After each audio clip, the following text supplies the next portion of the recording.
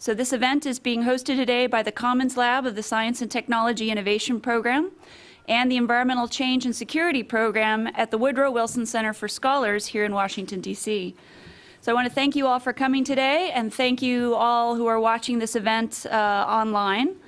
We also will be live tweeting today's event through our @STIPCommonsLab Twitter account, and you can follow the event by using hashtag #CommonsLab. You can also post your comments and questions for our panelists when we get to the Q&A section, and we will go back and forth between in-room questions and online. So I'd like to introduce our two speakers today. Our keynote, Dr. Muki Hockley, and respondent, Dr. Jay Benferrato. Muki Hockley is a professor of geographic information science in the Department of Civil, Environmental, and Geomatic Engineering at the University College in London. He is also the director of the UCL Extreme Citizen Science Group, which is dedicated to allowing any community, regardless of their literacy, to use scientific methods and tools to collect, analyze, and interpret and use information about their area and activities. His research interests include public access and use of environmental information, human-computer interaction and usability engineering aspects of GIS, and societal aspects of GIS use, in particular participatory mapping and citizen science. And Jay Benferrato is the Deputy Chief Innovation Officer in the Environmental Protection Agency, Office of Research and Development. He plays a critical and lead role in organizing EPA's work in citizen science. And the innovation team at EPA is also working on the next generation of sensors for environmental monitoring, both air and water quality in real time and low cost, so citizen science groups can use them. They are also looking at the use of, or exploring the use of challenges and prizes. And they have a wonderful internal grant program for EPA research scientists to look at high-risk, high-reward research. So with that, I will hand it over to Muki to start his presentation. Thank you very much, Leah, for the invitation and for the opportunity to talk with you today. What I'm going to talk about today is about the role of the experts and the public within environmental information.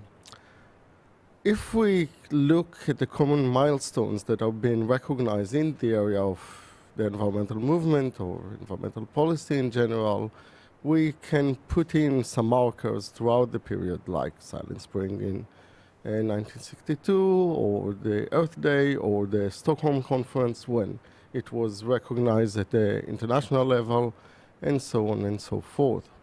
Of course, in the background, there is the image that is responsible for a lot of the environmental awareness that was seen in the early 1970s. And there are common themes that can be seen when we look at that from a very wide perspective. Things like noticing that the issue started with very local concerns about pollution, but then moved on into global issues, or the tension that existed throughout the period about the developing and developed world and who need to do what, or the role of civil society within this framework. At the beginning, it was not recognized, and then slowly they've been recognized and been allowed to be part of the process. And from dealing with specific environmental problems to dealing with frameworks, which is again something that evolve over time, like sustainability or adaptation to climate change. But all these things are actually underpinned with environmental information. And environmental information is an area that receives attention in terms of the environmental sciences or in the IT, but in terms of understanding exactly what it is doing within the processes, who is using it, who is producing it, how it's being used, that's an area that is lots of time overlooked. And that will be the center of the talk today. So what I'm going to suggest today is that there are three eras of environmental information that, especially when we look at experts and the public, we can identify those eras The first one is by expert and for expert, the production of environmental information. Then we move to production by expert, but sharing it with the public. And finally, moving right now to an era where it's produced by expert and the public, and it's intended to be used by expert and the public. We will also look at about the underlying trends that facilitated the change that we're saying. Think about where next, what should happen next with that kind of trends, and then to finally finish with open issue and future directions. So rolling back all the way to the National Environmental Policy Act in 1969, which produced a lot of things that are linked to environmental information. Environmental impact assessment is an information tool for decision making. And the interesting bit that I picked up from it is the way that it described the role of the members of the Council on Environmental Quality, the CEQ. And it's a really interesting phrase because it's saying that each member shall be a person who, as a result of his training, experience, and attainment, is exceptionally well qualified in analyze and interpret environmental trends and information of all kinds. No such person, of course, exists that can do all the trends and all the aspects of the environment. So it's interesting, however, that there is this very strong expectation for this very knowledgeable expert to be part of the system. Another interesting point is in the Stockholm Declaration. So we mentioned that the Stockholm Convention was the first international environmental conference when the UN organized for different countries to come together and discuss environmental issues. And what came out of it is very clear differentiation between experts and the public. So when it comes to the public, it is also essential that mass media communication will use to disseminate information to the public. But on the other hand, there was this issue about what should happen with the expert, which is free flow of up-to-date scientific information and transfer of experience between different countries. Those things need to be implemented in some way. And in the case of this era, we see things like, for example, that the moment the United Nations Environmental Programme, which was created as a result of the Stockholm Conference, was set up, one of the first things that it does is to create an information system called Infoterra. It was running on a mainframe. It included actual information about where you can find expert. It was a sort of hyperlink system. So you would know where are other experts in other countries, and you can contact them and ask them for help, and so on. It was a very expensive system that each transaction in one of the documents of the UN describe it as costing something like $1,500. And that's relevant to the era, so you would be very careful about what you utilize computers at the time. Or another one that is also very interesting is the grid system. So in 1982, there is a suggestion to create a global resource information database, which is inherently a geographical information system that will include information about the whole world. And there are discussions there about the need to transfer information using satellite links and other sources of information. And what you see at the bottom is the map of the current grid centers. So those things, and that's a theme that we will see across the cases, that's one you set in motion and there is the organizational structure, it continued to run for a very long time. And some of the grid centers are doing quite useful information, must be said. So what we see during this era is several themes that are going on. First of all, there is what is known in the science and technology studies as the information deficit model towards the public. So if we'll tell the public what they need to know about protecting the environment, they will do it. The reason they are not doing the right thing about the environment is just because they don't know, which is a model that's been argued against over the 80s and the 90s very strongly. Then there is also a top-down attitude towards environmental decision-making. It's for experts to make the decision together with the policymaker, and once they've done that, they'll tell the public what they have done. And in the EIA, there is the element of releasing the information, so the original declaration of NEPA is to release the information. So in short, we can summarize it by environmental information created by experts and then expected to be used by other experts. The public, well, they can read about it. Then things started to change. So already in the 70s and the 80s, civil society organizations started to be around and to increase. So it's not just the Sierra Club. We also have Greenpeace and we have Earth First, and we have all sorts of organizations from the local to the global starting to emerge. And not only that, they are starting to act as intermediaries between the public and those experts in order to read, for example, information that's coming up in environmental impact assessment and then telling the local public what it means and what they need to do about certain issues. Also, in the mid-80s, it came out from the just academic literature that called for wider engagement and got into a UN report, Our Common Future, which came out in 1987, as I said, and then it also raised that in sustainable development, we need the mix between the social, economic, and environmental issues, and that eventually led to Rio conference. Now in Rio, we have the Rio conference in 1992 was called the Rio Summit. It was a large-scale event with lots of attention, and one of the things that came out of it was the Rio Declaration. And part of that is Principle 10, which is important, so I will cover it because it's known ever since as something that you see repeating throughout the environmental literature.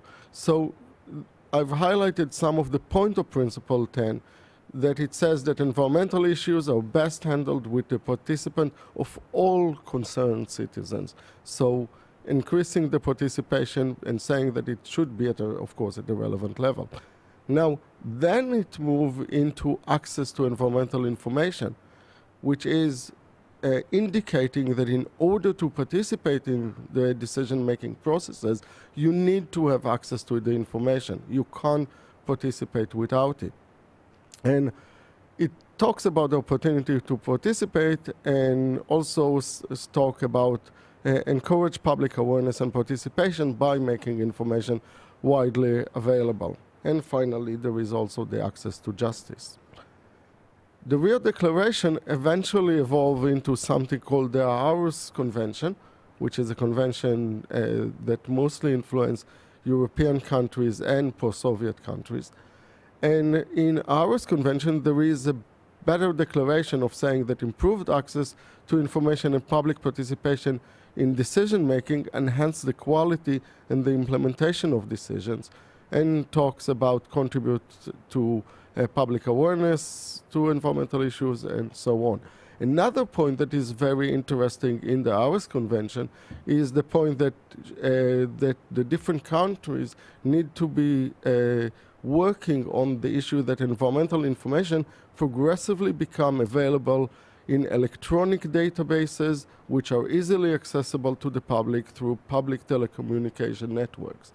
You should replace public telecommunication network with the word web, because that's what they actually mean.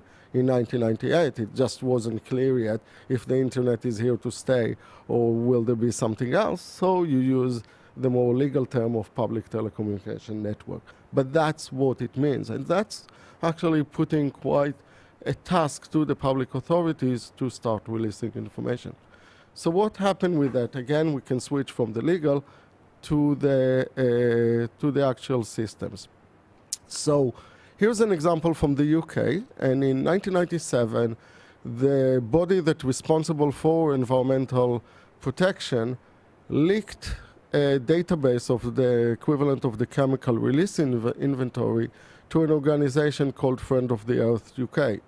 And Friends of the Earth UK were at the time very lucky to have an amazing GIS team who could do things, and also they've got the software from ESRI for free, and Oracle donated for them a database.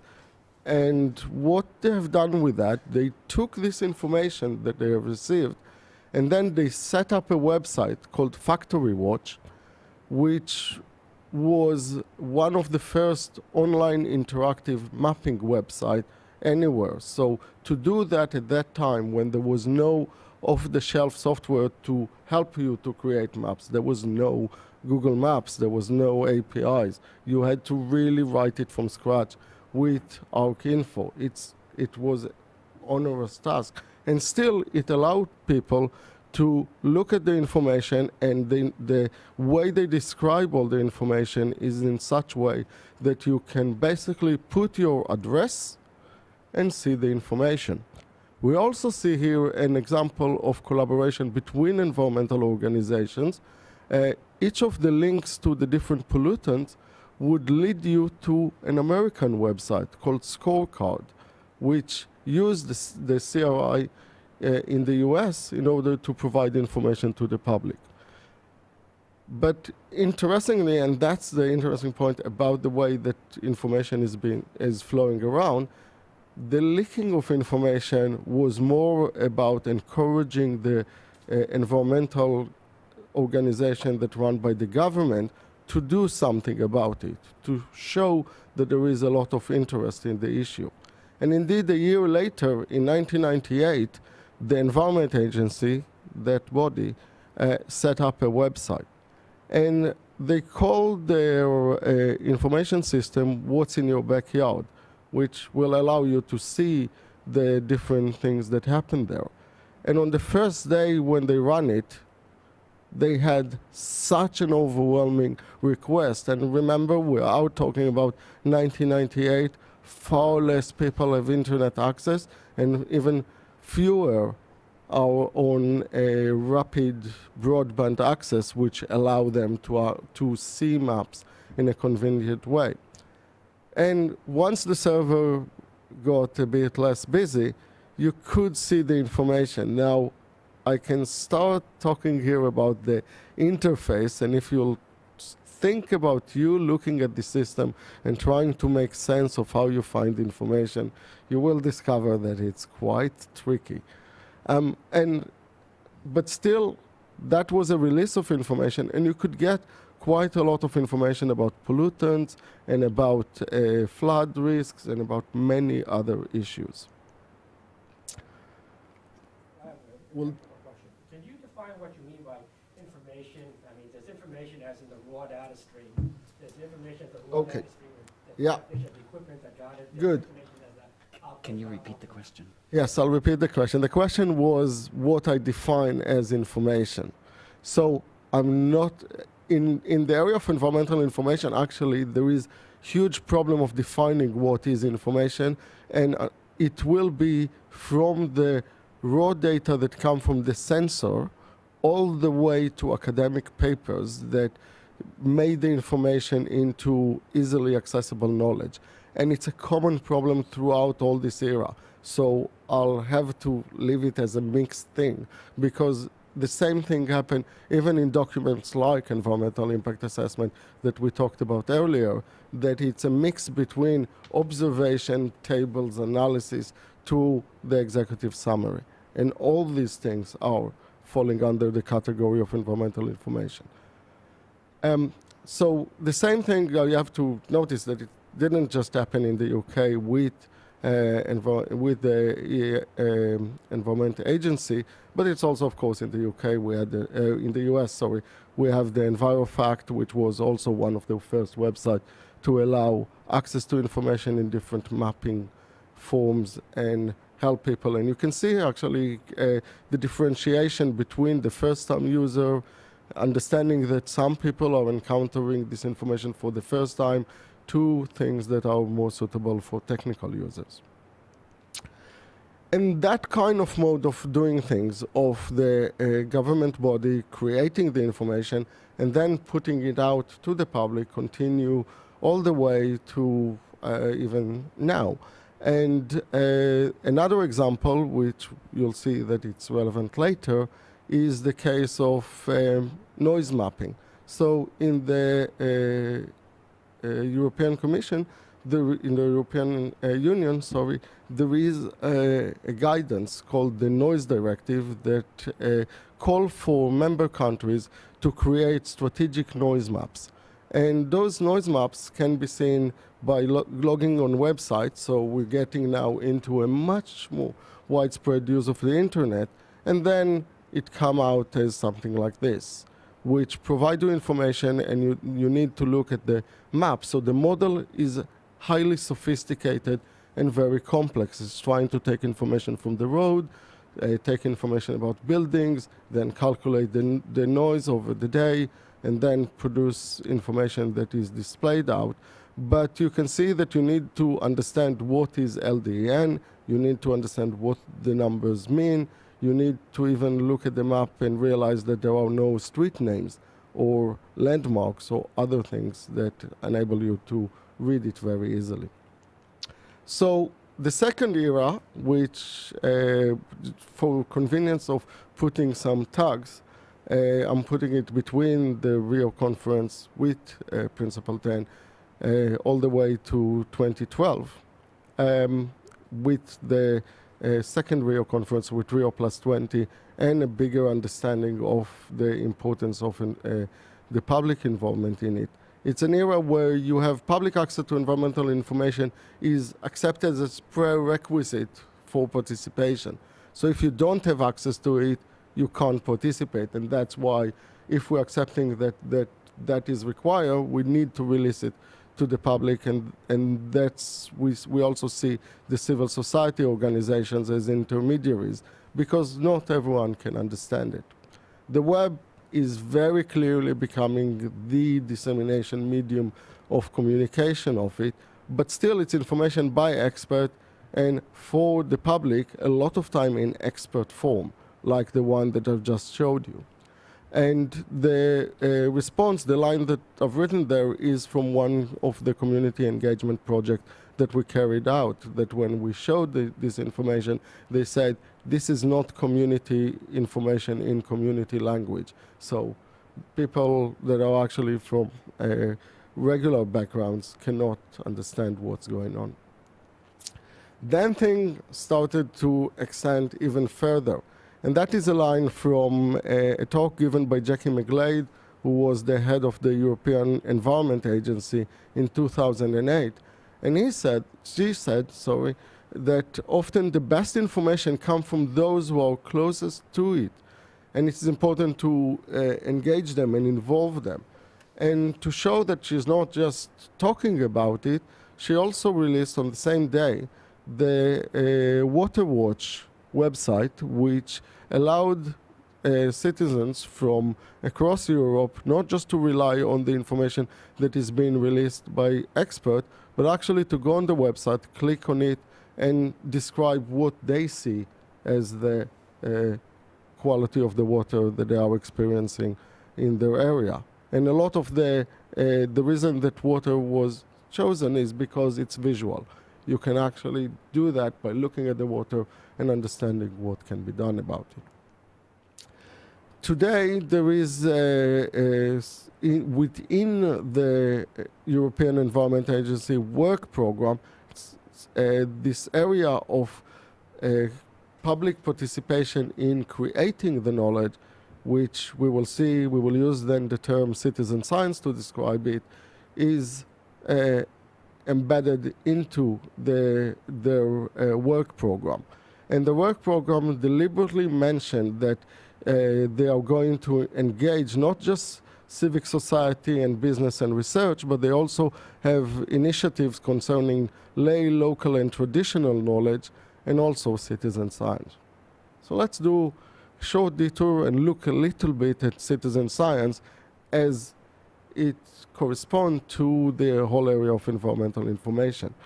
So while citizen science has a long history, and one of the biggest ironies about the whole story that I've been telling you is that even at the early period when the researchers wanted to do an environmental impact assessment about a specific area, they had to go to bodies that had information about general public observations of the biology. So they had to explore what is the local organization that keep biological records.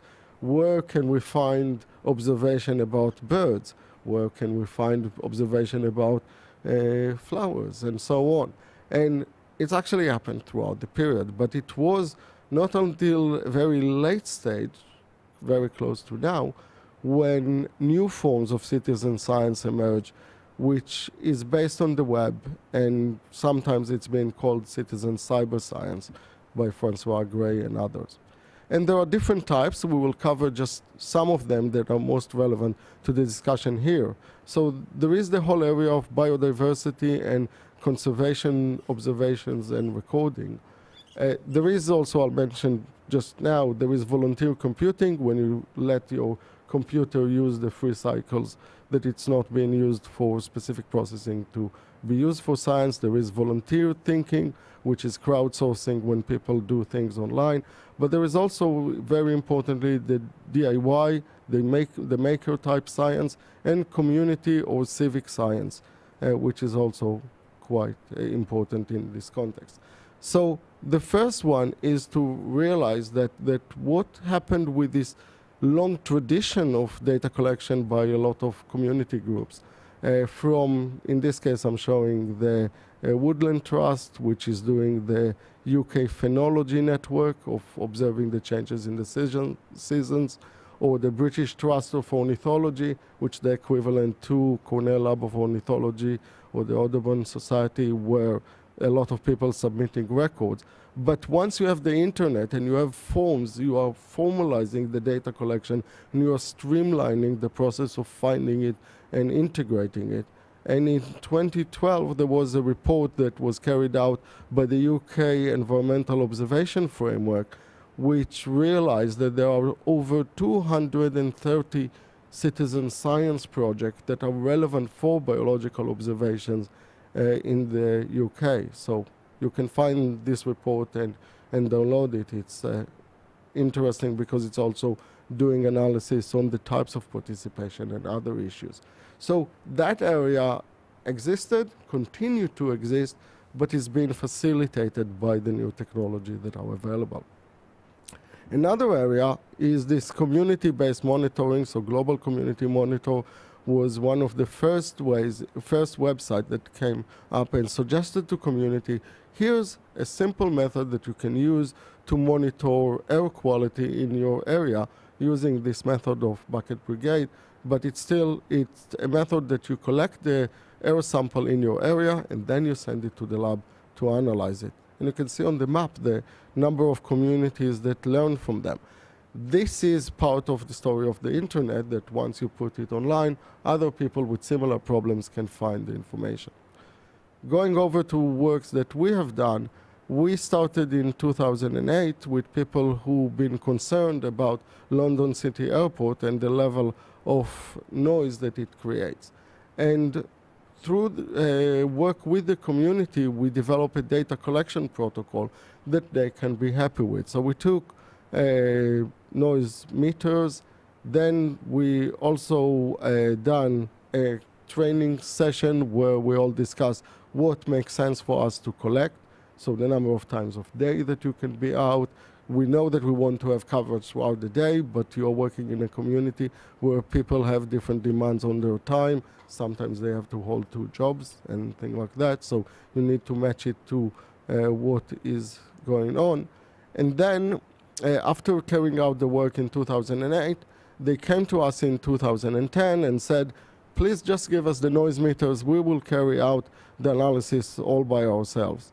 And we set for them a website where each of the red dots that you are seeing over there is a noise sample where they collected it, and then share it online. Lots of time with images and with additional contextual information.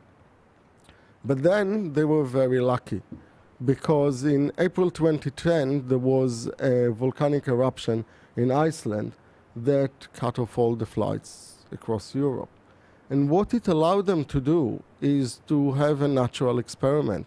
So whereas the map, the noise map that I showed you earlier, the model for a lot of technical reason separates between traffic, air, and industrial noise.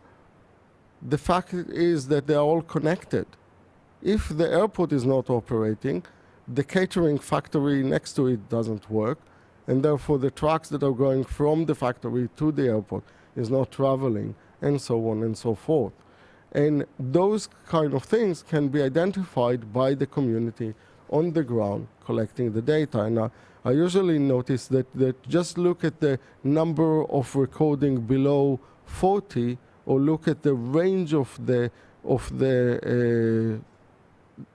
recording that there are. The numbers of recording, of course, is different between the longer period and the short period, but it does give you an ability to understand the difference between the quiet environment when you don't have it and the environment when you have the flights. Later on, we evolve into starting to use apps on phones. Now, phones are not great as noise meters because the microphone characteristics are such that it's difficult to calibrate. There is one application, which is the one in the middle, Noise Tube, which got algorithms inside it that do some calibration. But you need to calibrate to each type of phone, and you need to do it in a lab. So that's almost impossible, considering the number of phones that are available in the market. But what you can do with these things is to get information about low, medium, high, considering the differences, and to consider how you can collect the information also with qualitative observations. So the application that was used in the project Every Aware, which was funded through the EU research program, was then used around Heathrow. And the way we've done it is that, first of all, we tried to do a campaign, which doesn't create much engagement. At least this van is a good example of something that it's worth experimenting with, but it didn't lead to even one download. What led to downloads are, first of all, running a workshop where you talk with the residents and going through the process of realizing who is interested and who want to cover it, and then to have the luck of getting the BBC interested in it and reporting about it in the evening news. Once you have that, we can start doing the data collection. So you can see the map in June, July, August, and later on in 2013, when we also have the engagement of the local authorities in the area. And we had very large-scale engagement of about 500 people in the area engaged in the data collection and in recording it over a long period of time. And what it allowed the community to do eventually is, together with us, to produce a map that represents both the level of noise that they are exposed to, knowingly that that is not about accuracy, but what is important, and if you look at this visualization, you see that there is the text explaining what was the experience. And that was used by the local government body as part of their submission to a commission that was looking into the expansion of Heathrow Airport. So we can see moving from the data collection by the community all the way to influencing, or at least trying to influence, decisions that are done by central government. And also what is interesting is that the fact that those measurements are demonstrating cumulative noise experience, the same thing as what was shown in the Royal Docks in the London City Airport before. You can see that although the contours are saying this is not noise from the airliners, actually the people who are living there are experiencing a noisy environment. There are also methods that are important in the air quality area. So, for example, we found out that diffusion tubes, a technique that was started in the 70s, which allow exposure of a piece of rubber that is got laced with chemicals that react to, say, NO, and then you expose it over a month and you get the average exposure to it. Because there are so many years, you get process innovation, and the cost drop very much. So the cost of now obtaining one and sending it back to the lab are about £7, or that will be about $12. And that enables you to do things differently. You can, because you don't have the cost of installation, as this is done by the community, and you can give instructions through images like what you see here, and the guidance on a website on how to do it, you can now, instead of putting just one diffusion tube in a street, you can fill it.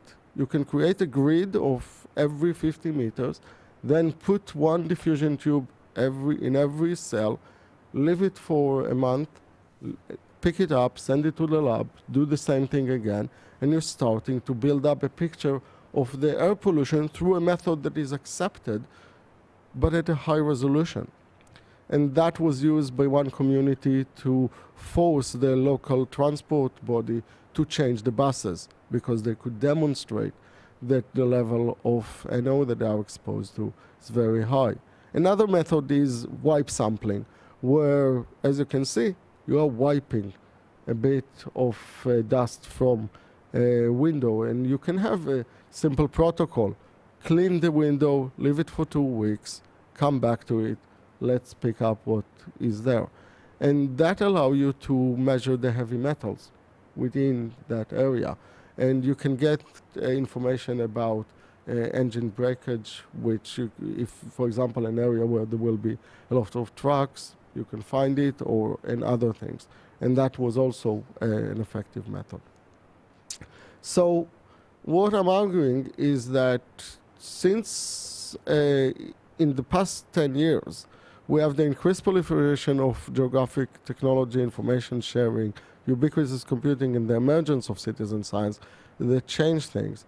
And official data is being opened and integrated with community-led data collection activities. So we are now entering an era where the environmental information is created by the public with the experts, and it's created also for the public who are using it. And experts are kind of changing within context, not just being the one who are saying what you need to do, but they also need to facilitate this data collection by the public.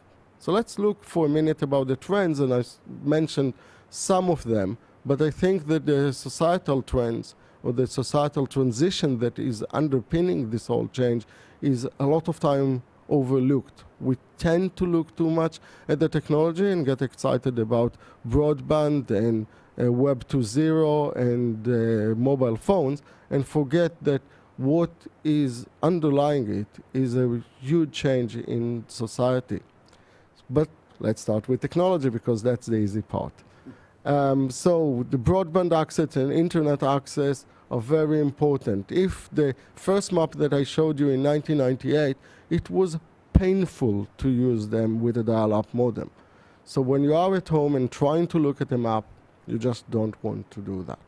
But if you can do that with on your tablet while watching the TV, and someone in your community put in on a Facebook a link to a map that shows the pollution from a factory, you click on it and you have this experience of exploring the information, that does change your interaction and your interest in doing information.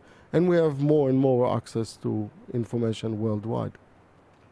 We have, because of those technological changes, the whole ability of knowledge creation, and we have OpenStreetMap, we have Wikipedia, we have Flickr, we have many other systems that allow people to share information and create new ways of doing things. And that ability of share and work collaboratively is also very important to enable this citizen science, because a lot of the citizen science system are copying either explicitly or through the knowledge of different designers from this understanding that are coming from OpenStreetMap and Wikipedia and others. But that, for me, is much more important. So what we tend to ignore is that we are looking at huge social change. So I'm just looking at tertiary education and the level of education that is in the case of the US. And if you look in the first era, most of the population that was involved in things, although it was the students who were kind of leading some of the interest in awareness to environmental issue and Earth Day and other things, they were a minority within the population. There weren't that many people who have experience. So most of the population was with high school, so they could understand the information, and that's why you need the intermediary. So especially if you look between the two lines, that's the period when you get more and more intermediaries. Those are coming from the top and the second, so if that and that's where the intermediaries are coming. And those are the people who can now understand what the information that they are giving and ask them questions. But as we move further on, you see that this group of people that just got high school degree starting to drop. And that's because this group becoming much more significant. That level of education, that increase in education, it's behind this ability to do citizen science. And if you combine that also with, imagine the people that are going through this curve, so the people who got their degrees in the 70s and now getting into retirement or having more time, or just the kids grown up and they've got more time to go around and observe birds and go back to things that they like to do earlier. That is also highly important in understanding the situation. Worldwide, it's also an important thing. So a project like the Zooniverse, which is volunteer thinking, where people are classifying different information online, just passed the 1 million user marks. Now, if you look at the number of people that go through tertiary education worldwide, you can see that the slope of the bottom line, and that's logarithmic scale, just notice the top line is the general growth in population worldwide, is rising faster than the growth in population. So we have more and more people that are highly educated. And that's also fueling this thing. So if the Zooniverse ever concerned about not having enough volunteers, they just need to look at that and see that there will always be enough people.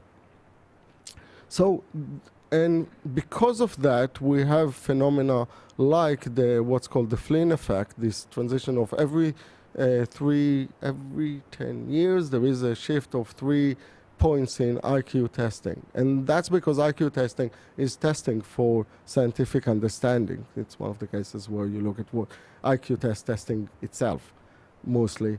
But you see a shift in general in the population towards the higher end of the curve. And part of the explanation that James Flynn himself gave for that is that the education system is pushing towards that. And we have more and more used to abstract concept and abstract thinking, which enable people to understand this concept and to be involved in the processes. But the final bit is that if we want to look what next, we can think about widening participation even further. We can think about how those new technologies, these handheld computers and other information, can increase beyond where we are today, of assuming that the well-educated will be involved in it. And the argument that we're putting forward in the Extreme Citizen Science Group is that with appropriate design can allow low literacy and remote community to participate in citizen science. And our specific work is being done in the Congo Basin. You see there the co-director of Excites, Dr. Jerome Lewis from UCL Anthropology, here working with community. And is start by discussing with them what issues they want to explore. So it's a participatory process that asks them not only what kind of things they want to map and protect within their area, but also how to represent it, and finally also who they want to share it with, under which condition, what is going to happen with it. So they have full control not only over the process of collecting, but also what will happen with that. After this process of deciding what should be collected, the information is then transferred into rugged mobile phones, and we're starting to do a training session where we explore with different members of the community what is the information is recorded. As you can see, the interface is completely text-free, and it's based on this pictogram that been discussed and agreed with the community.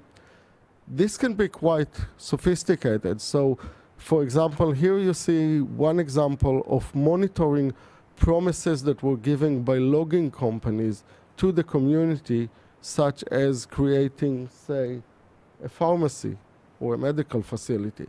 And because this promise needs to be tested over time, you can leave a phone in the area and then ask the person, can you please do the mapping? And if there isn't a facility, they can mark it and they can provide information about what happened. And that provides a monitoring by NGOs and increase their ability to carry out the information. Or in this case, in this end, you can see some of the recording of local resources, such as food or water resources and other information. And the information is such that there are about 60 to 70 different icons and bits of information that can be recorded, and the recording can also include pictures or audio recording. With the audio recording, there are issues of identifying people who know the language, because in the Congo Basin there are many communities that got a very small group of people who speak the language. But once that all agreed, can go into the forest and start recording the information in different places. So it is possible to go out and to start doing this process. It requires a much higher engagement and involvement, and it involves computer scientists, anthropologists, geographers, traveling to these places. The programmers are usually going to the field in order to be able to encode the information on the spot. But then the hope is that the next stage will be that we provide visualization tools that can be used by the same communities. So if you wish, a GIS for non-literate users. And the current thinking, and that's a mock-up from Julia Altenbuchner, one of the PhD students in Excite, she suggested that we'll use the same interface that is being used for collecting the data to navigate the system. So you look at the information, and you then think, I want to see all the cocoa trees in the area, then go back to the interface and say, I want now to see the crocodiles, so see the crocodiles, and get the information. There are issues with that, and one of the main thrusts of our research now is how do you create these intelligent maps that can help non-literate and low literacy users to do this type of analysis, because the data collection is quite in place.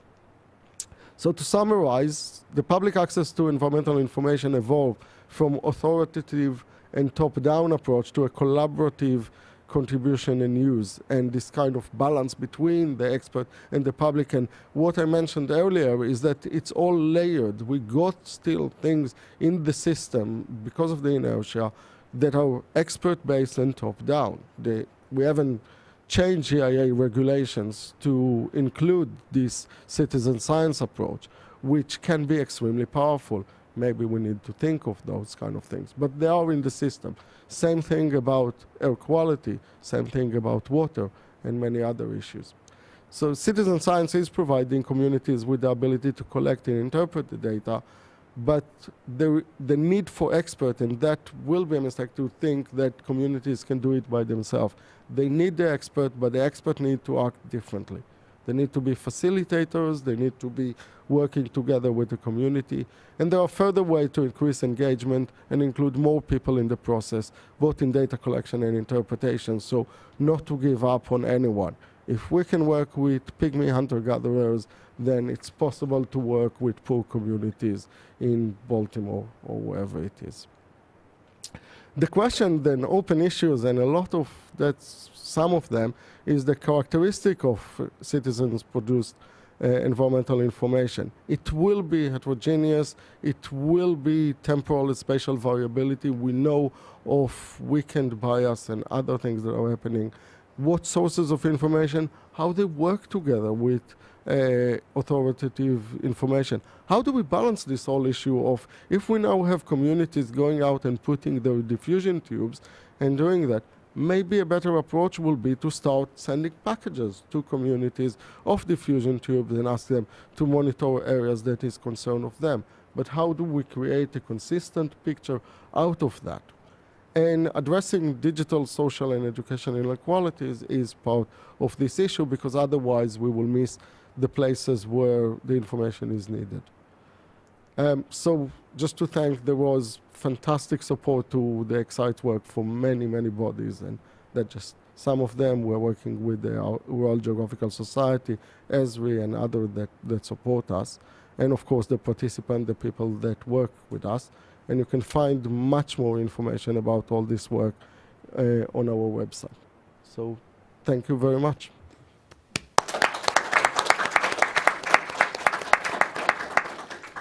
So thank you, Mookie. And with that, we will move to Jay Benfrado to respond. Thank you. And I normally like to be provocative and controversial, but I'm in such strong agreement with most, if not everything, that Mookie presented. Thank you so much for the nice overview. Leah, thanks for you and the Wilson Center for organizing this event. I spent the time thinking about how this all translates to the United States and the agency I work, the Environmental Protection Agency, and I think the eras fit pretty nicely. I'd quibble a little bit with the dates, perhaps.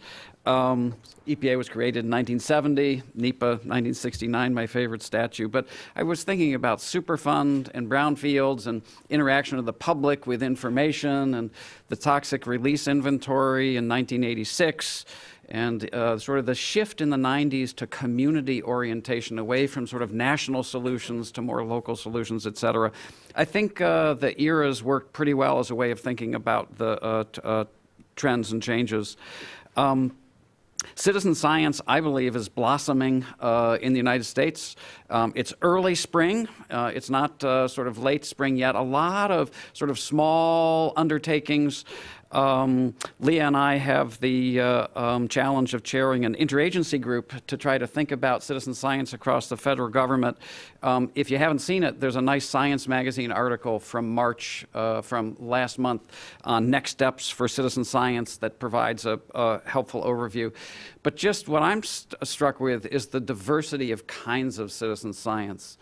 I tend to think about environmental citizen science, but we have the National Institutes of Health, we have the U.S. Geological Survey and Weather, and NOAA and Oceans, but National Archives and Federal Communication Commission. Everyone is thinking about how you engage the public in their role in information, and I think that's likely to be very rewarding. I wanted to enrich the conversation by providing a few additional examples that I think illustrate the larger point of Mookie's presentation about the shift and broadening of the participants and players in action. So I've been pretty familiar with what's going on in the federal government. A lot is going on at the state level. Wisconsin has a very innovative groundwater monitoring program where homeowners can contribute well water data to a state data set. So the state has mapped well water quality or groundwater quality across the state from volunteered information. You can look at 12 constituents from nitrates to pesticides, et cetera. California is mapping drought. there's a new infrared measure for measuring height of well water, and they're very concerned about the trends in groundwater. So homeowners are contributing data that then get mapped by the government. And that's, I think, an interesting trend and possibility when I think of my field in the environment. Think about all the measures people are starting to take. Radon in your house, measure lead paint, measure lead in drinking water, measure indoor air quality. We haven't gone the next step to actually see if people want to collect that data and map so that you can actually look at where the hot spots are. I think that's a likely trend for the future. So states, very active. I'm interested in professional societies. The American Geophysical Union has some nice citizen science projects.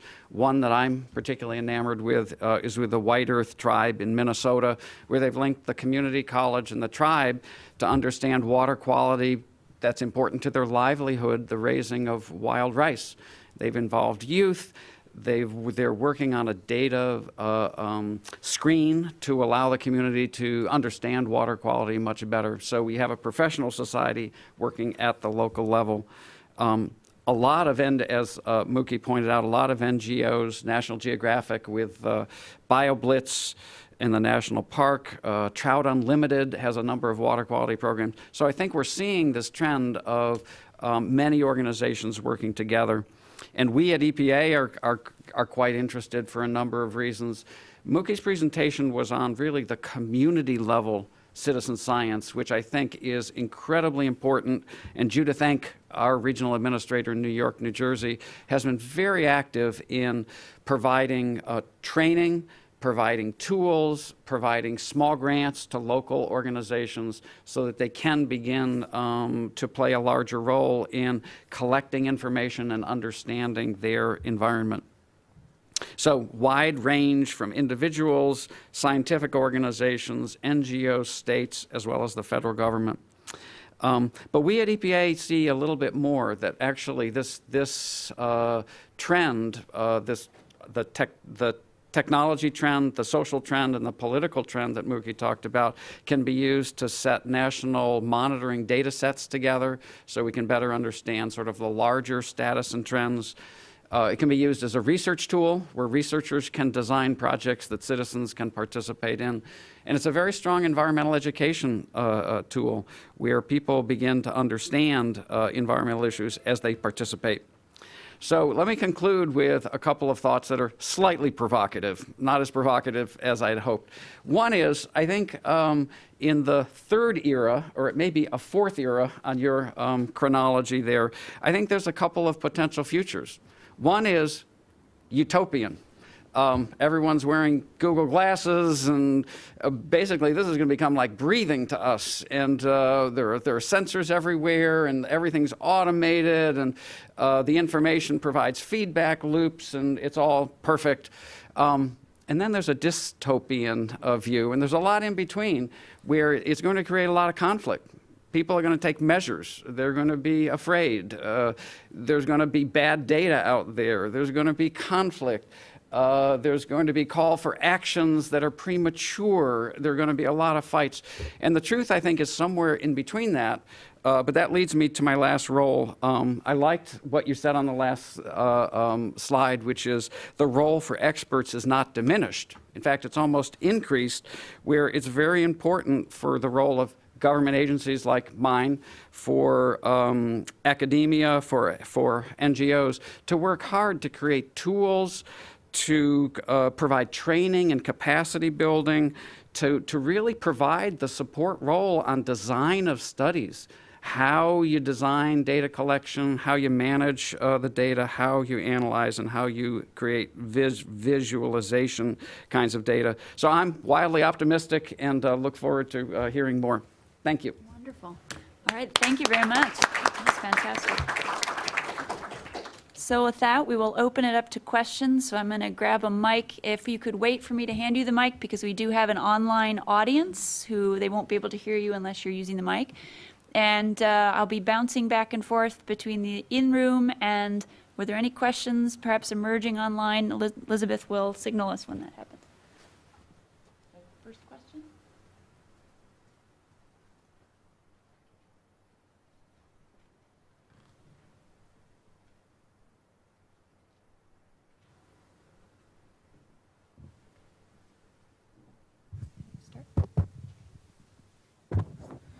James Sang. I'm a retired physicist, so I come from a lab background. And in my world, the involvement of the experimentalist hands-on with his or her experiment is very important. There's lots of stories of people who weren't very careful about not very careful about their involvement with their experiment and seeing what they wanted to see and not seeing and missing the interesting stuff. So there's this Evelyn Fox Keller book on Barbara McClintock, Feeling for the Organisms. There's a part of science which involves being hands-on and seeing what's going on and giving you the awareness of what's unusual. To what extent does this kind of subcontracting out the data acquisition strike at the heart of interesting and good science?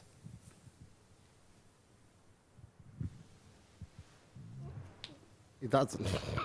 So what has been seen time and again within citizen science is that when people start to getting involved in it, they are taking the same principle. That's why I'm emphasizing this social transition.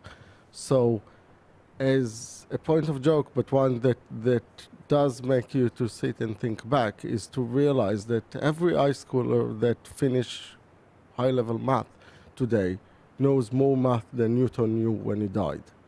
And that means that's this transition of people becoming more knowledgeable. Now, why is that happen? Because at the time, of course, when Newton came up with calculus and other things, nobody else could figure it out. That's the difference between him and what's going on. But in the time that passed, we learned how to educate people, how to express their ideas in a clear way, how to teach people to be consistent in the way they apply things. And that's why we can do that on far larger scale than was available at the time. So what we are having is more and more people that are capable of carrying out work. And at least in all the cases that I've been involved in, I've seen the participant being very careful about the protocol, thinking carefully about the way they are carrying out the protocol and reading the instructions. And that's also the observation from a lot of other citizen science projects. Then on top of that, there are loads of quality assurance mechanism and approaches that just not available when you're having the scientists. So one comparison that is being talked with in this literature is to think about the difference between scarcity and abundance, where the citizen science bring you into more abundance and the professional data collection is more on the scarcity side. So when you are under a condition that each day of the field scientist that you've got costs you a lot of money, the equipment costs you a lot of money, you need to be very careful how you deploy it. So you carry out the process, but it's limited to the period of time, and you're trying to use extrapolation and all sorts of methods in order to extend it, to make the most of it. If on the other end you got loads of people who are living the area, so that's why I'm using the case of the London City Airport. They just walk out of their home, held the noise monitor while there were no flights, and could do that. The speed of response, the ability to cover the information, all these sort of things are available there in a different way.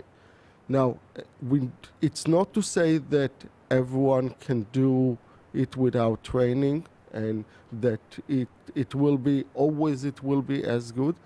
There will be mixed variability, and that's one of the challenges within citizen science and crowdsourcing data in general.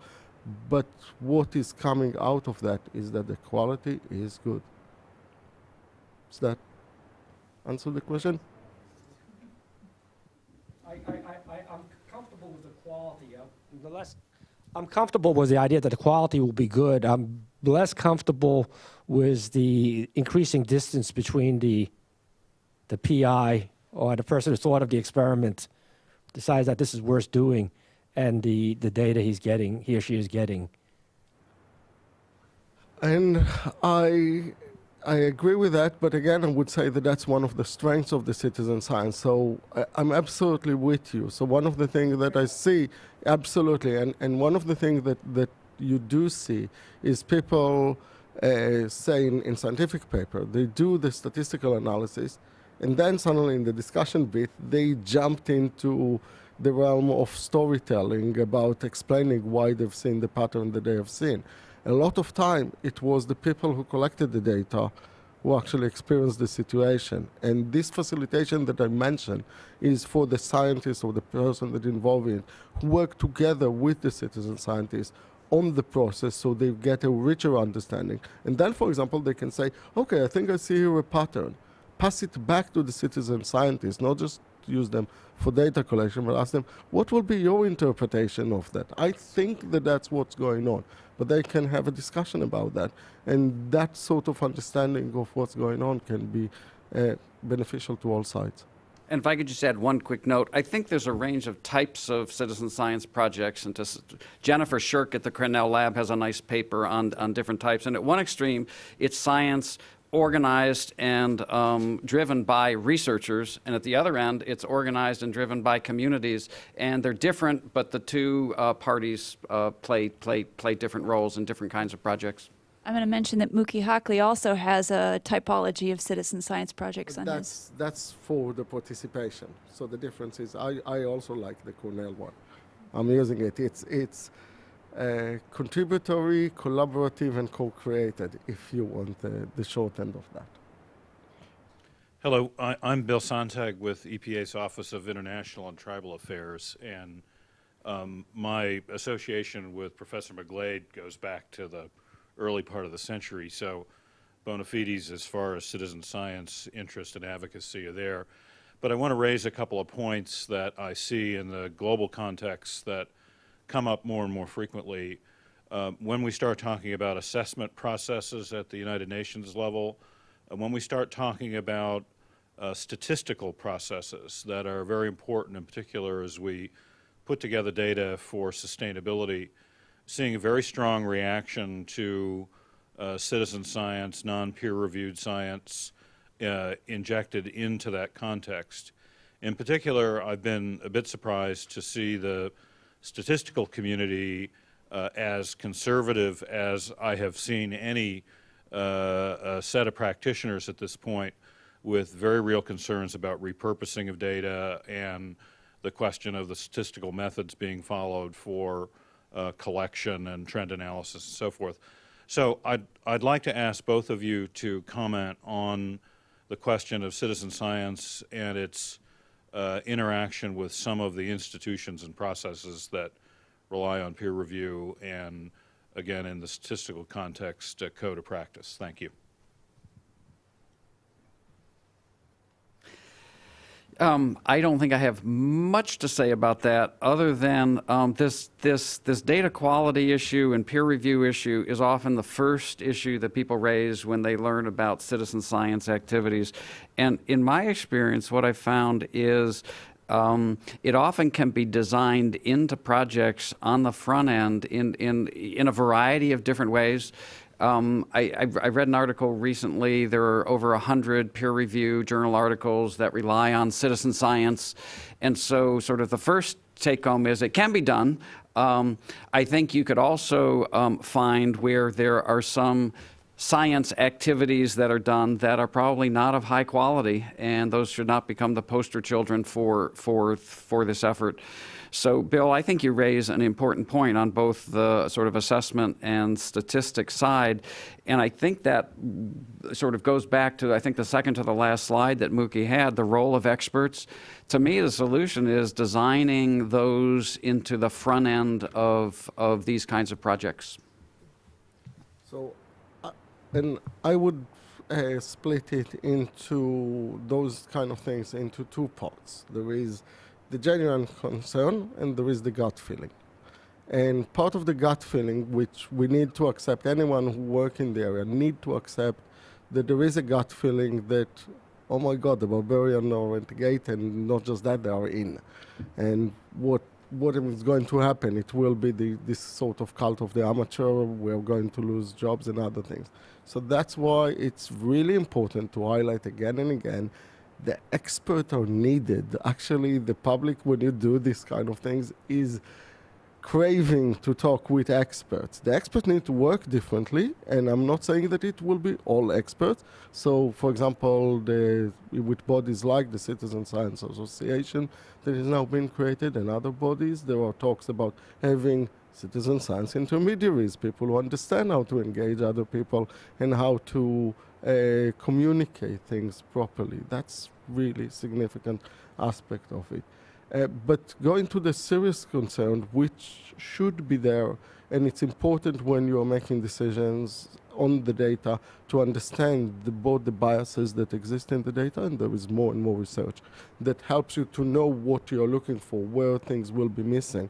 And for example, you can think about scientists relying on citizen scientists where the citizen scientist is in abundance geographically and temporally and collecting the data, and then the effort of the authorities is on the places that are missing. So if we understand where things are lacking, we'll go specifically to them. And also there are many more. I mentioned some of the mechanisms for the quality assurance, but recently about 6-7 mechanisms are being identified, and there are talks about identifying more. And what it turned out to be, so that's, you can find a paper by Andrea Wiggins about it, that she identified that there are multiple mechanisms integrated into each project. So actually, in a way, they are there already. They need to get more recognition, and it will, I think, take time for the organization to accept it. I think that things like what happened with the European Environment Agency, accepting it, or in the case of the European Citizen Science Association, we are talking deliberately about engagement with different champions and with other people within Brussels to figure out, to get the legitimacy, and then it will come in a different way. Or with Jackie McGlade herself, now that she is in the UN Environmental Program and pushing UNEP Life, exactly, we might have another way there. And it's very encouraging also, even in the European Environment Agency, the fact that although it's a different head, you've seen it now integrated into the program. And if the things will be worked out correctly during the next period of operation, then it's becoming a common policy tool that can be used. We have a question from Jennifer Couch. Yeah, so Jennifer Couch from the NIH. So you guys have been talking about a different role for experts and being sort of more facilitatory and working with these communities, particularly these underserved communities, to identify what their questions are and work with them to solve their questions. So I have two questions related to that. One is, how do you balance that against what you think is sort of scientifically interesting or scientifically, a valid study versus what the community wants to know? And then how do you avoid the issues of overpromising, when the community begins to believe that you can sort of solve all of their problems, which you obviously can't through these studies?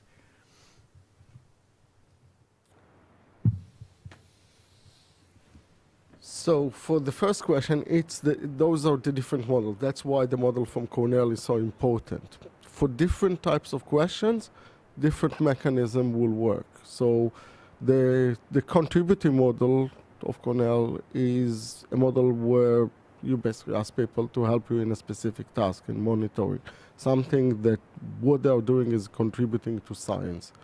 And there will be people who will engage through the process to help you to do that. And there are plenty of examples of different citizen science projects, even in the area of, in lots of areas, from health to astronomy to environment, where people are doing this type of work. There can be situations like, for example, what is happening a lot in the Cornell Lab of Ornithology, where people are doing that for multiple motives. So they are interested in filling in their checklist and other things, but at the same time they are happy to share the information to allow scientists to carry out different research questions and repurpose the data. So and then there is the collaborative model where you are working more with the community, and co-created model where even the decision about the problem situation is done by the community. Now, I belong to the end where, because in a way we are tool makers, so we are creating the tools, the methodologies, the approaches that will allow communities to do anything that they want. We are, in a way, science agnostic. So I can walk into a community and say, what is the problem that you would like to explore? Because after all, my interest, my personal interest, is in figuring out how we make the tools that will allow them to do that better. That helps me to answer your second question, because for me at least, I can admit ignorance without any difficulties, because on the first time a community was starting to ask us about noise, I knew exactly like them about noise. We started researching together, looked at the WHO, the World Health Organization, noise regulations, the noise directive. We studied it together. Because I'm lucky to be in a great university, I can knock on the door of people and ask them for help. Some of them help. In the case of, for example, in the case of air pollution, we had less help.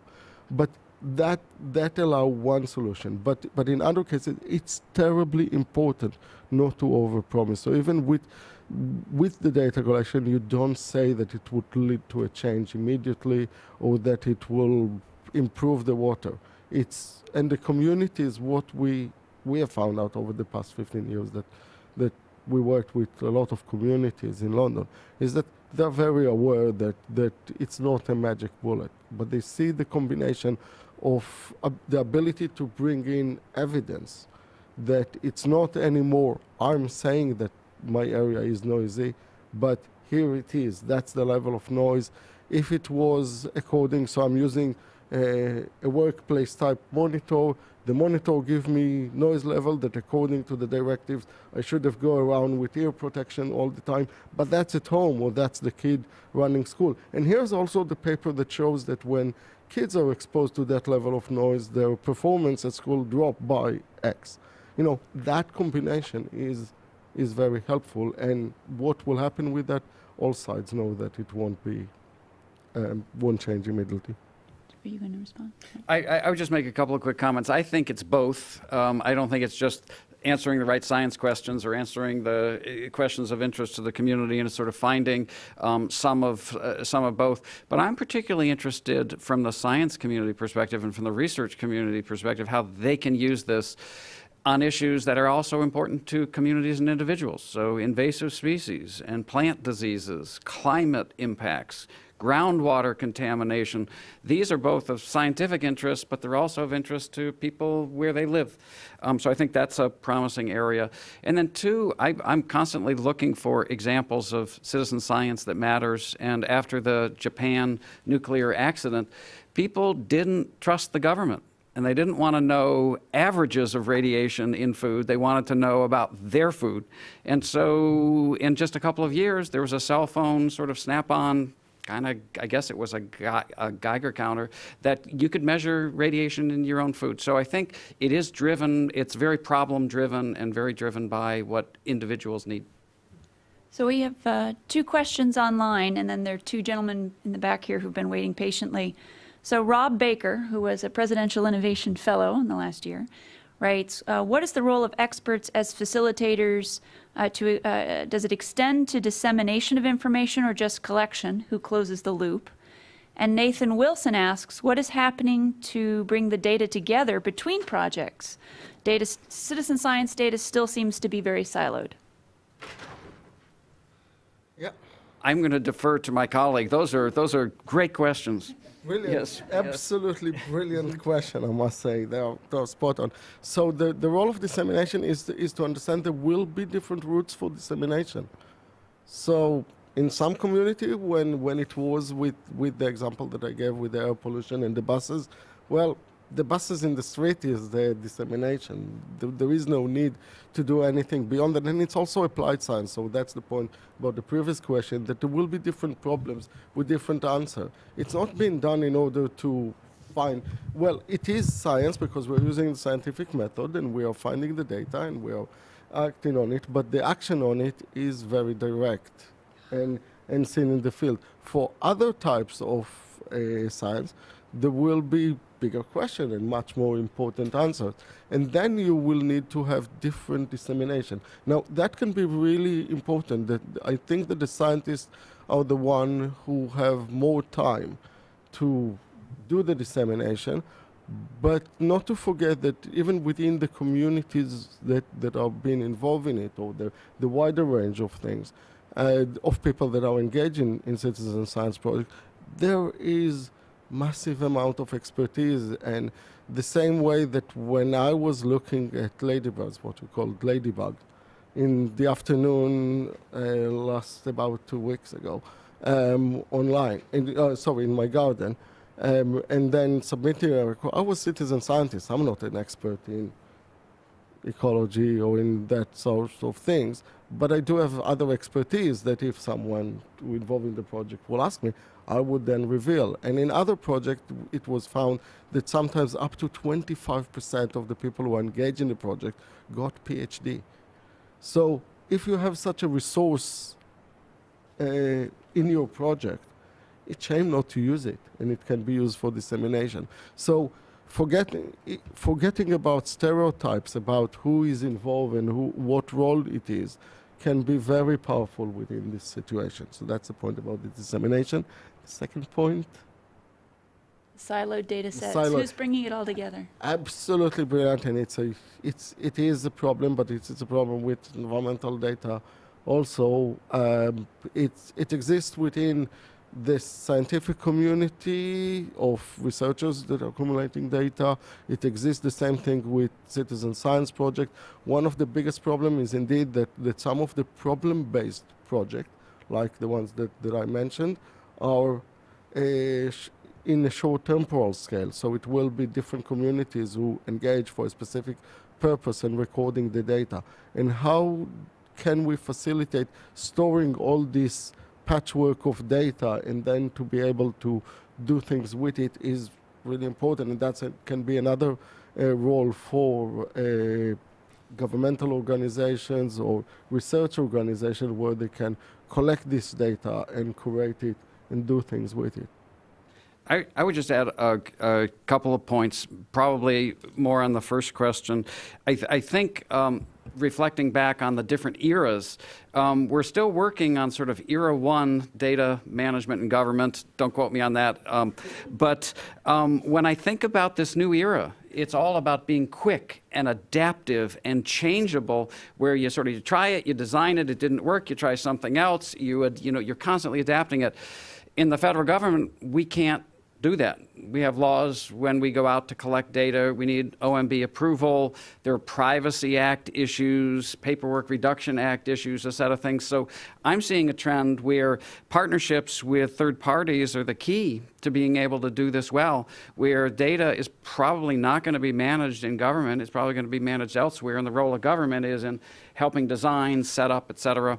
And just one example, I see National Geographic in the room, that they have a platform called FieldScope, and there are others where there are platforms that can help citizen science groups sort of quickly figure out the data management aspect of what they're trying to do. And I think we need to see more of that as well.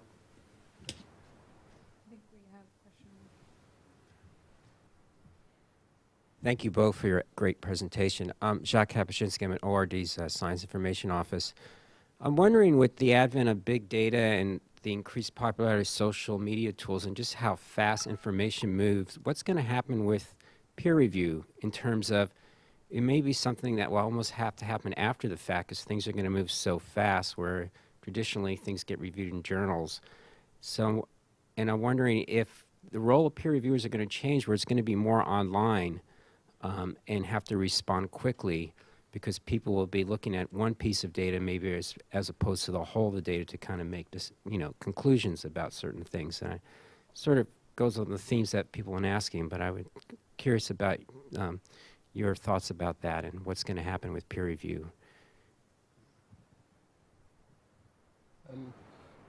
From my perspective, I'm seeing part of the citizen science in what Jerome Ravitz call extended peer review communities, where the thing that I've just mentioned, that there is a lot of expertise within the community outside the scientific environment is extremely valuable and extremely helpful in many situations.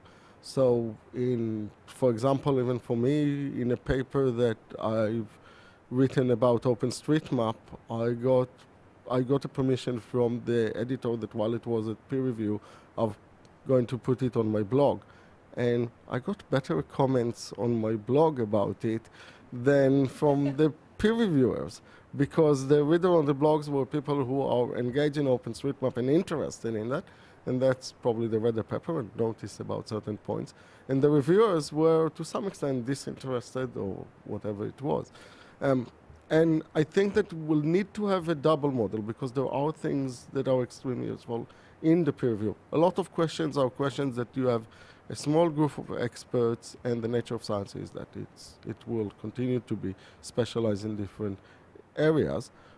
But there will be a complex model where things will be both integrated into peer review and extended peer review communities working together. The speed of it, I would think that we're under illusion that things are speeding up.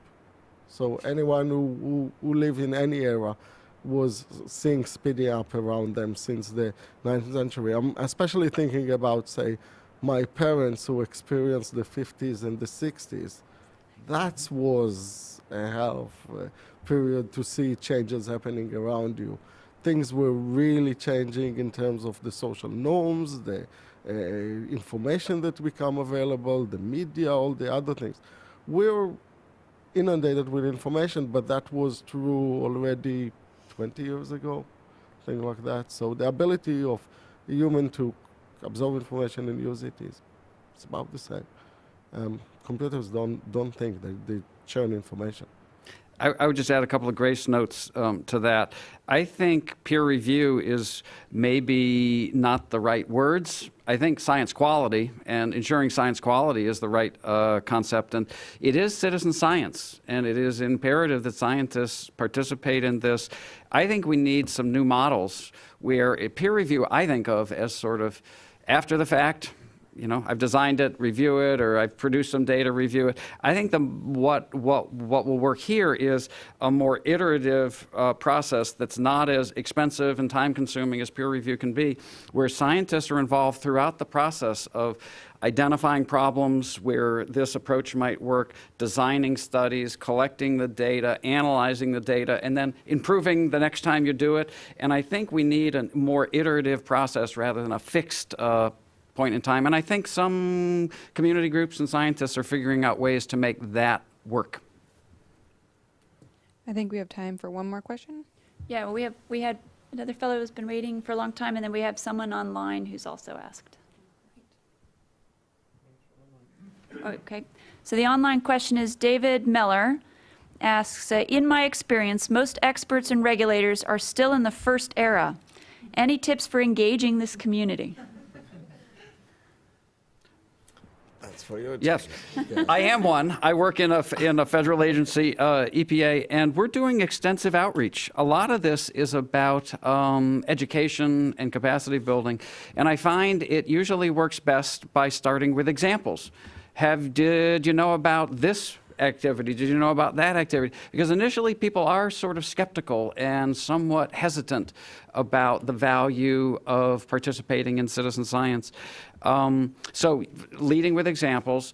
Second, I think we need some top-down leadership. I know at NIH, Francis Collins sort of learned about Fold-It, sort of a citizen science program, and asked the question, shouldn't we be doing more of this? And what's our strategy on citizen science for health impact? So I think it's some capacity building and some top-down prompting would be my antidote to that resistance. Yeah, so when we started here at the Commons Lab 4 years ago, I think there were 1 or 2, maybe 3 agencies tops that had an interest or was successfully doing citizen science, long-term citizen science projects. Our event in November, we had 19 agencies participate, and we're seeing, I think, hopefully a sea change in that interest. And we are now getting higher level, as Jay suggested, buy-in from agency administrators, deputy I administrators. was going to say, Bob Perciasepi, the Deputy Administrator at EPA, keynoted, and he's a believer in finding ways for EPA to use citizen science. So I'll just do in protection for the surprising maybe, but I'll protect these people who are doing that. If you notice, the eras are way after the markers that I've put are way after the change in the field happened. Policy system are such that it takes time for things to be absorbed and changed. And as I said, we still got debris from the first era all over the place. We haven't rewritten the rules for how we do EIAs. We continue to do environmental impact assessment the same way that we've done that. So we will need to change some of the rules and some of the guidance that the officials are working with in order to make this thing happen. And that's a longer journey. So it needs to persevere with the journey until it changes. Yeah, and I think, Jay, you alluded to that earlier in the conversation. Things like the Paperwork Reduction Act can present an enormous hurdle for the federal government, taking 6 months to a year to get the approval process. So we can't exactly be as agile and responsive as we would like. So I think streamlining those administrative processes would go a long way. But that's just at the national level. I don't know if anyone can comment at the local level. Okay. We had, I think, two. George. We had a question there, and we don't want to forget Peter before we close out. Okay. George Wyeth, EPA. Bill asked earlier about data quality. You responded to that, but I'm still kind of struggling with the use of citizen-generated information in some government applications, and the whole discussion and since then has been helpful, but I'm still struggling with especially formal governmental proceedings. You've got court proceedings, you've got people writing rules that go through a highly adversarial, legalistic process. Typically, I think in the enforcement context, what happens is citizens may bring in data, but then the agency has to go out and basically do it over in order to generate data that is usable in a court proceeding. So I guess trying to turn this around into a question, I guess I have two questions. One is, do you see it getting to the point where citizen data can actually be of the quality you need for those proceedings, or is it more a matter of sorting out that it's more useful in some applications and not in others, and then have a clear understanding of that? Yeah, I would say that it's the latter of understanding that it's good enough, but good enough for what? And the question of what it is that you do with that is a question of the scale and the situation. So for example, let's take the example of this procedure that I'm coming back to, the EIA. Citizen science data have been used throughout it since the 70s. Every time someone was looking for endangered bird species, they were contacting the Audubon or Cornell to get the information, and then that was used as part of the process to say, is there something or isn't there something? So actually, citizen science data is deeply embedded already. The question is why we are accepting it in certain places and why we're not in other places is a more interesting thing. So how come we ignore that it was there all along? It's another fascinating question about how it was kind of considered, we just take this data and do things with it.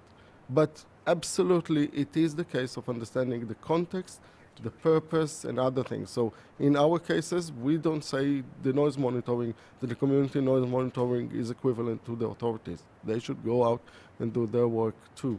And that can enrich the data with qualitative information. You're absolutely right.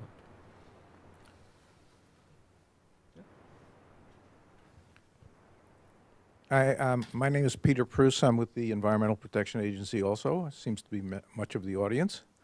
I'd like to pick up on a point that Jay made and ask you the question about it, which is that I see a fourth period coming, which is sort of a time of chaos, where lots of tools are going to be available. You can go on the web now and buy an air sensor. You can buy a water sensor. We have no idea whether these are any good. In fact, the ones we've tested, many of them seem not to be useful at all. But we're going to have people buying inexpensive monitors and uploading that data and not having experts involved And how do you see your way through that period to the more utopian ideal that Jay was talking about? The answer is, I'll wait and see. And the truth is, I know exactly what you mean, for example, with the air quality monitoring situation. There will be a need to learn about it, but it's interesting, for example, in one of the projects that is not producing good information, something called Air Quality Egg, the community of the users themselves started asking about the quality of the data. So given enough people, you'll start to get the questions about what the quality, and then one of them will be someone with an understanding. And then we'll start pushing it in different directions. So I'm on the optimistic side of thinking that can happen. But it's no doubt it will be challenging, and there are examples of challenging citizen science, absolutely. Okay, well, with that, I'd like to thank our speakers, and thank you all for coming. Want to mention before you go that we have an event on Friday morning. WNYC data journalist Noah Veltman will be giving a presentation on how the news media uses crowdsourced data, big data, visualization, and citizen science. It's called Data Journalism, Principles and Pitfalls of Turning Data into Stories. So that will be at 9 a.m. this Friday. With that, thank you very much. Thank you. I enjoyed that. Yeah, made me think. Thank you very much for the comments also.